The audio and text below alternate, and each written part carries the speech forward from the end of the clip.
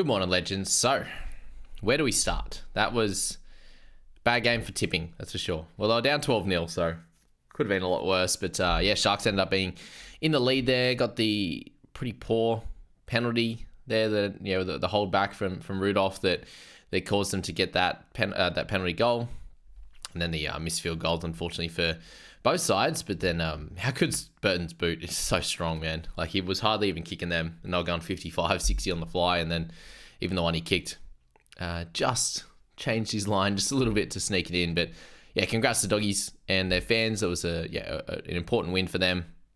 Moves them up into 5th spot as well, so that's absolutely incredible.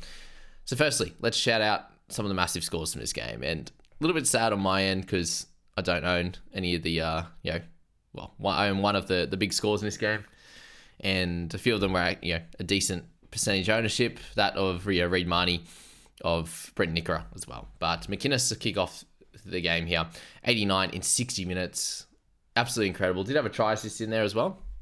7 tackle breaks, 52 tackles for 1 miss, 167 run meters, and I think his running game's getting better and better every week, especially over these last couple of months. I don't know if you guys have noticed this, the speed in which he's running, the little change of direction last minute. I do think he's probably modeling his game a little bit, his running game a little bit off Isaiah Yeo. I'm kind of seeing that increase in his game even more in the last sort of couple of months, is that he gets near the line, he's driving hard through the line, and has a little bit of footwork in and around it as well, just to get that extra couple of meters that guys can't really line him up. But he used to run fairly straight a lot of the time, and he's finding little gaps in the defense, and that's really helping him out with his tackle breaks and obviously the run meters as well. We know that he's got the crazy tackle numbers, and there was a lot of this game they were tackling, especially early on, and he had that error in the first minute. But outside of that, he had an absolute cracker game. So 89 for him. Turns out he was the play instead of Nicho Hines, wasn't he? And if I wasn't trying to build up a bit of a cash bank, he was the mid to target. I think it was him. Obviously, Stefano was there that was playing round 19, but I thought Mciness was probably a little bit safer. It's just all over the shop though. Still, to be honest, it's great this week. He could be back down to 50 minutes next week and much lower score, right? And there are certain games that do suit him really well in terms of getting the extra minutes and the size of a pack and stuff like that. So this one worked out perfectly. If you grabbed him, if you still own him, he held on through Origin and all that kind of stuff. Amazing work. You absolutely crushed it. I'm a little bit jealous, that's for sure. And similar to that with Reed Mahoney there, with the 78, obviously the 84 minutes I went to extra time there, which didn't help myself in that one. I did have 3 players, but not the captaincies and some of the massive scores here in the tackle bots in Mciness. I did have King though, so that was good. But Reedy was 78, picked up that early try, had 4 missed tackles out of 54 made. Very, very incredible work. Good kick meters, an offload, turnover, everything across the board. And if you bought him last week for that 42, I don't think you're too unhappy with this one, and that bounced back there. So you've got a lovely combined 60 odd across those 2 weeks, which is awesome. 60 exactly, actually, across those 2 weeks, which is exactly what you want for someone you're paying a tick under 54. So happy days on that front. Still, he's going to be one of the premier hookers this year, and we have not seen a game like this from Grant yet. So, what's there to say that he's the guy to have at the back end of the year? And they're only at the moment 40k difference, and he won't go up too much because he had the 42 last week. And speaking of Grant, he after my trades video, he's been rested. He's been rested there, so pretty frustrating. I've got a lot of guys out there. Other people would have it worse for sure, with Carrigan, potentially a Haas, a Cotter, Grant, Campbell, these types of guys. If you've got a couple of other Titans players or Manly boys and all the like, then it makes it a bit tough. But at the moment, I haven't made any trades. Just to give you a bit of an update on that, I decided not to go with Nicho in the end, and I was like, I'll wait for next week. And obviously that was a good decision, but the other side of it, not getting guys at Nikora, we got that early try. I was like, no, but yeah, that's okay. I'm still going to have to decide. So I'm playing 1 short at the moment without any trades, and obviously Grant being out changes things a little bit, and I'll have to work that out. I got to a point where I was like, I just need to go to sleep and work this out in the morning after watching last night's game and seeing Hines' score, which we'll get to in a second, and what's happening there. But Burton with a 70 was really, really good in this one, mostly in base. So 5 missed tackles was his negative side, and then he just accumulated across the board with a field goal to win it, a line break in there, 3 goals, 693 kick meters, and 135 on the running side. So good stuff for Birdo, and a good bounce back after his 16 or whatever it was last week, which is very, very poor. He's someone that you're just clearly holding, I think, for the rest of the season. He's averaging 51 now, and I think that if the Dogs continue to play pretty well, he should be able to score well off the back of that, and only misses one more game for the rest of the season. Very, very helpful for him there. Maxi King, 66 in the end. He ended up with a couple of offloads late in the game when they were trying to make a little bit of a comeback, and just tackled his heart out through that back end of the game, and he's still one of those guys that'll get a hit up each set, and just good to see those minutes back up. So he would have been back up to 57, which is good. He actually went off for like the last minute or something of the game in extra time after tackling so hard. So congrats to King and his owners. I'm very happy with that one. That's a win in my books this week after his 41 last week, and some worries about potentially selling him. He does come out with these scores when he does get the minutes, and PPM wise he was a little bit down early on the game. It was about like at a 0.7, 0.8, and really worked that back up through the back end of this game when it was back and forth through the middle. And that's the other thing as well, guys. There was obviously plenty of work through the middle in this game. King made 45 tackles, Brayley 54, Nikora 47, King 45, Reed Barney and Mciness 54 and 52. So plenty of ball in play, and then Curran off the bench as well, 60 minutes for 41 tackles. So massive stuff from those guys there. Speaking of massive work, Blake Brayley, 64 for him. King we can definitely hold now at least the next few weeks and work that out for him as to where he's at minutes wise and stuff. Blake Brayley, a few people asked me about him. I was like, he's just mid, like he is. He's just averaging 45, and I don't know if you want that when you've got other guys that can go a lot bigger, but this is pretty well his biggest score of the season, I'd imagine. Just mainly in base, so good stuff there with a couple of offloads. Britton Nikora with 62 there.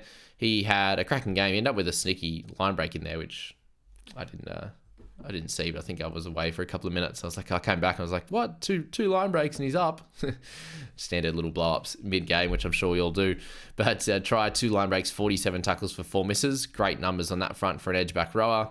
4 tackle breaks. Just sadly for him, he just doesn't get the run meters that I think he deserves, because he made a run early where he got a tackle break and a quick play the ball, and it was so fast. And then the next run he did, he scored. And I was like, okay, why don't you give him the ball more regularly? Because he's spectacular on that side when he does get the footy.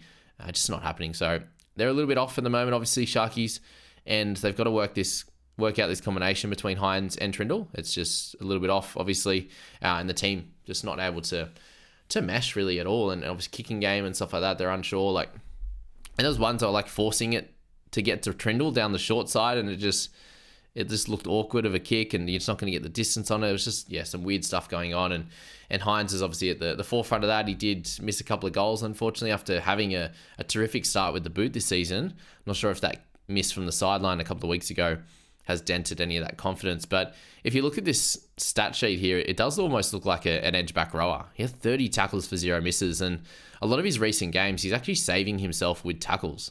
And this is really big news going forward, because yes, he's at 932. He won't be at that price very, very shortly. But there's obviously plenty to speak about with Hines and where he's going to be priced at, because he's actually losing a good chunk of the kick meters. So he's currently priced at 67 with that massive break even, right? If you look down to where Trindle is, he actually had 489 kick meters. So this was a massive kick disparity from where he normally is, right? At half, 55%, 60% is what we're usually seeing Hines kick compared to Trindle. But for Trindle to be the main kicker in general play at 489, it actually takes away sort of that 5 to 8 points. Even in this game it would have if there was spun around, and Hines kicked for like 410 or something, and Trindle was like 300 or something like that, right? So that's a little bit of a worry. But when you're looking at Hines now, he has, obviously in 2023, was a very, very high scorer at 74, right? Which included his lowest minutes game was 72. So he was at 74. And then this year he's obviously priced at 67. He's going to be down at about a 64 or a 63 after this game. So that's still 10 points under what he scored last year. And if you do take away that 5 to 8 points, just based on what he's priced at currently, then it's not going to matter too much on what Trindle does because of the drop in Hines' price. Because if Hines gets obviously to 860, 870 or whatever it is going to be next week, even lower, 850, which is what I was kind of hoping him to be, the next week following that, he's probably going to be down at 800 and pretty close to a 60 price point, and that's really low. You're looking at scores here outside of his injury game. His lowest score of the year has been 50. He has 2 of them, and then he has a couple of 53s and a 57 here. So that's kind of his base game when he gets the full 80 minutes, right? Because he was 17 off 31 minutes basically last night. He was like 20, I think he ended up with 26 at halftime. So that's very, very normal for him in games. And then he does usually turn it around and at least double that or get a lot further than that as well. So that's what you need to think about with Hines, is that he's 150k cheaper than what he started the year at. So that needs to be put into your calculations. Yes, the Trindle's taking some of that. The kick meters, they don't look perfect together at the moment. Obviously, second game back or something like that since Trindle was suspended. So there's a bit to think about with Hines. I'm still obviously saving up for him. The next few weeks is what you're buying Nicho for and going on forward. So he does come out of this Dogs game, which is a harder one, into the Titans, Tigers, by Cowboys, Rabbitohs, Titans, Newcastle, Dragons, right? It just goes on. And that's what you're buying him for. You're buying him for this base of 53. His tackle numbers have been great. That's the second game this year with 0 missed tackles, and second highest tackle number of the year, 31 against the Cowboys when he got 89 points. So when you've got a guy that can hit 70s, 80 odds, 120, 70. Yes, in those games, he was the real dominant guy, but the only real difference in that is the fact that his kick meters are down and he doesn't have any attacking stats. So goals is only at 1 compared to like 4, 5, 6, and he doesn't have a try assist, offload, or any tries, right? So that's what you need to look at with Hines, is that these easier games will mean that he does score a lot better, with this being his base. So keep that in mind, and I'll still be looking to try and purchase him. But if it's not next week, it'll have to be the week after at a bit cheaper as well, if I can't get to it very easily. So that's kind of where we're at. With Nicho, it's a very interesting situation there right now. Jesse Ramian with 50 had a much better game. Yeah, good base stat game with a couple of line breaks, try assist, 21 tackles, 1 miss was great. Good run meters there, so 50 was lovely for any owners. Jack Williams, 47 in 52 minutes, so he's still got big minutes, even with Mciness going well. Josh Curran up to a 46. That ended up pretty good for those that held him. That's above where he's priced at. Holding on this week as well, coming up, will be good. Shoni Katoa with 45. Oregon Kafusi at 41. So good improvement games for those guys. And Oregon had some bigger minutes in this one. And what about Sam Hughes? 41 in the 55 minutes he got this game. The highest minutes game of the year for him. And mainly in base. He did a really good job. I think he was good through the middle. He helped them out. And yeah, congrats to Sam Hughes with his 41. That was good stuff there for anyone still holding on. He'll make a little bit more money. Kennedy at 39, Sexton at 38, at Iro with a 38 there as well. And he had just all in base again. So they're really just not going left too much in recent history.